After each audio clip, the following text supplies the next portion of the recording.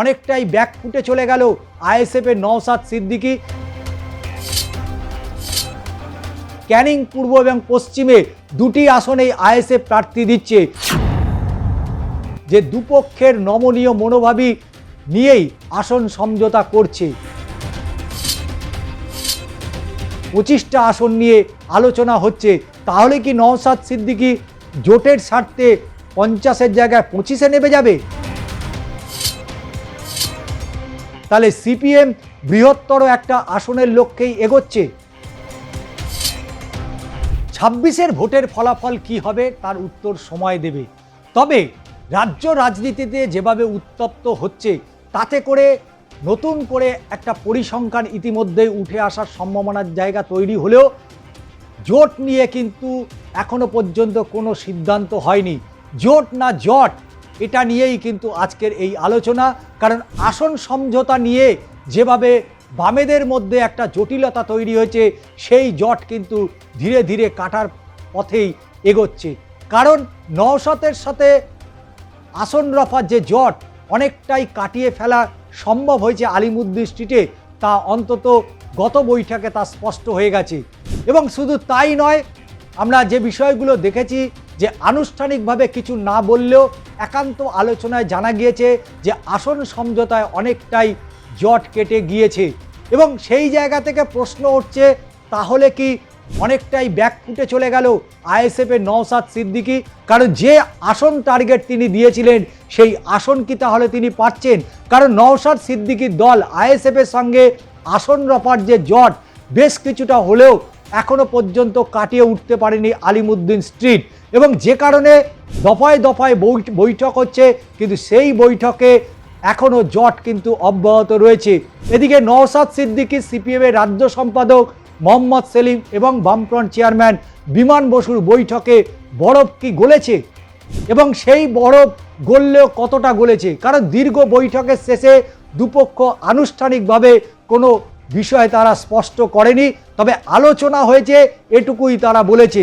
কিন্তু নওশাদ সিদ্দিকী যে 50 আসনের টার্গেট দিয়েছিল সিপিএমকে বা বামফ্রন্টকে, সেই আসন তারা কতটা পেল এবং সিপিএম আদৌ তাকে 50টা আসন ছাড়বে কিনা, সেই যে জট সেই জটও কিন্তু এখনও স্পষ্ট নয়।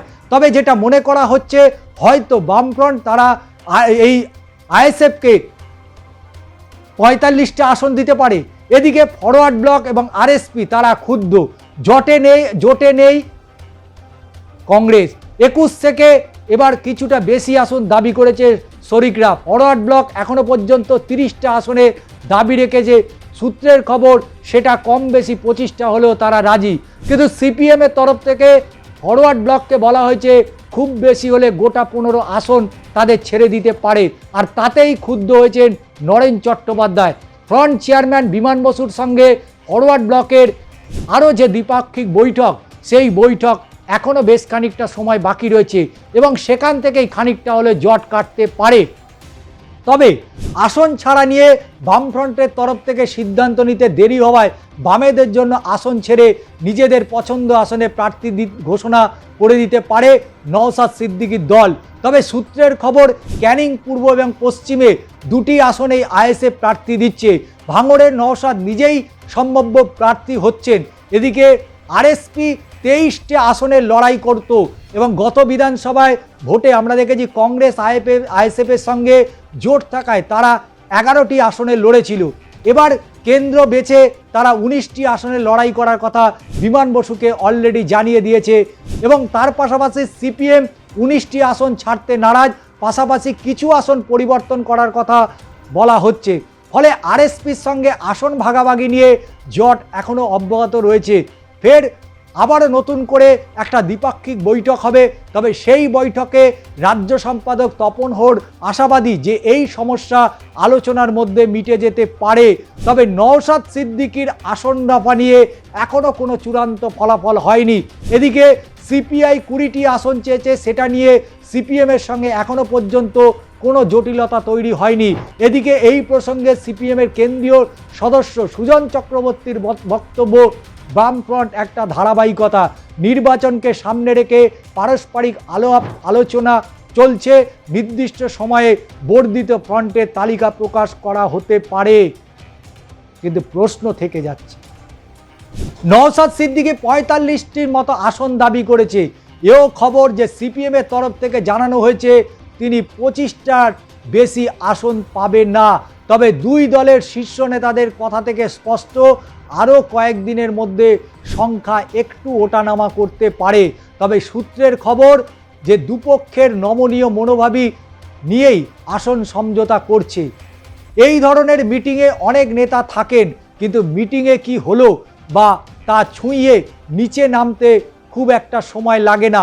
নওশাদের সাথে বৈঠকে কতটা সদার্থক হয়েছে, কারণ রাজ্য সিপিএমের এক প্রথম সারির নেতা তিনি একেবারে আলোচনায় এক প্রকার রসিকতা বলেছেন। কি বলেছেন? হাতি বেরিয়ে গেছে, লেজ বাকি আছে, ওটাও বেরিয়ে যাবে। তারপর জানিয়ে দিলেন এর সঙ্গে আবার অন্য কোনো দলের নাম যুক্ত করে দেবেন না তো। কিন্তু প্রশ্ন থেকে যাচ্ছে যে নওশাদ সিদ্দিকী ৫০টি আসনের টার্গেট দিয়েছিল এবং সেই টার্গেট যদি ফুলফিল করতে হয় তাহলে নওশাদের অবস্থান পরিবর্তন করলে চলবে না।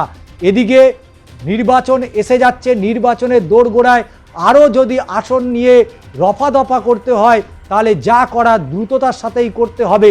যেটা আশা করা যাচ্ছে যে চলতি মাসেই কিন্তু নির্বাচন কমিশন চূড়ান্ত ভোটার তালিকা যেমন প্রকাশ করছে, মার্চের প্রথম হয়তো দ্বিতীয় সপ্তাহতেই এই ২৬-এর হাই ভোল্টেজ নির্বাচনের নির্ঘণ্ট প্রকাশ করে দিতে পারে। তাই নওশাদ সিদ্দিকী এতটা ব্যাকফুটে চলে এলেন কেন, যেখানে তিনি ৪৫টি আসনের কথা বলছে কিন্তু বৈঠকে ২৫টা আসন নিয়ে আলোচনা হচ্ছে।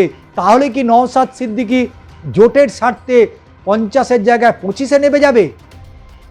আর আরএসপি, ফরওয়ার্ড ব্লক, সিপিআই তারা যে আসনের টার্গেট দিয়েছে সেই আসনের টার্গেট থেকে কি নেমে যাবে? তাহলে সিপিএম বৃহত্তর একটা আসনের লক্ষ্যেই এগোচ্ছে, কারণ সিপিএম বামফ্রন্টের একটা বৃহত্তর দল এবং তারা প্রতি নির্বাচনেই তাদের আসন সংখ্যা অন্যান্য শরিকের থেকে অনেক বেশি দিয়ে থাকে। কিন্তু এবারে ২৬-এর নির্বাচনে অনেক কি হবে আর কি হবে না এটা নিয়ে কিন্তু একটা দোলাচল পরিস্থিতি রয়েছে। তাই স্বাভাবিকভাবেই কেউ অর্থাৎ জোটের যারাই সঙ্গী রয়েছে তারা ১ ইঞ্চি জমি ছাড়তে নারাজ রাজ্য সিপিএমকে। তাই এবার দেখার বিষয় যে নওশাদ সিদ্দিকী যে ৫০টি আসনের টার্গেট অন্তত বামেদের দিয়েছিল সেই ৫০টি আসনের জায়গায় কটি আসন পায় সেটাই এখন দেখার। এদিকে নির্দিষ্ট ২টি আসন কিন্তু নওশাদ সিদ্দিকী ধরে রাখার চেষ্টা করছে, একটা হচ্ছে ক্যানিং পূর্ব, ভাঙড়, এবং এই ২টি আসনে ইতিমধ্যে নওশাদ সিদ্দিকী যে প্রার্থী দিচ্ছে এটা কিন্তু স্পষ্ট আলিমুদ্দিন স্ট্রিটকে জানিয়ে দিয়েছে। কিন্তু আলিমুদ্দিন স্ট্রিট আদৌ নওশাদ সিদ্দিকীর সেই নির্দেশ হোক বা ডিমান্ড হোক বা দাবি হোক সেটা কতটা মেনে নেবে সেটার উত্তর অবশ্যই সময় দেবে।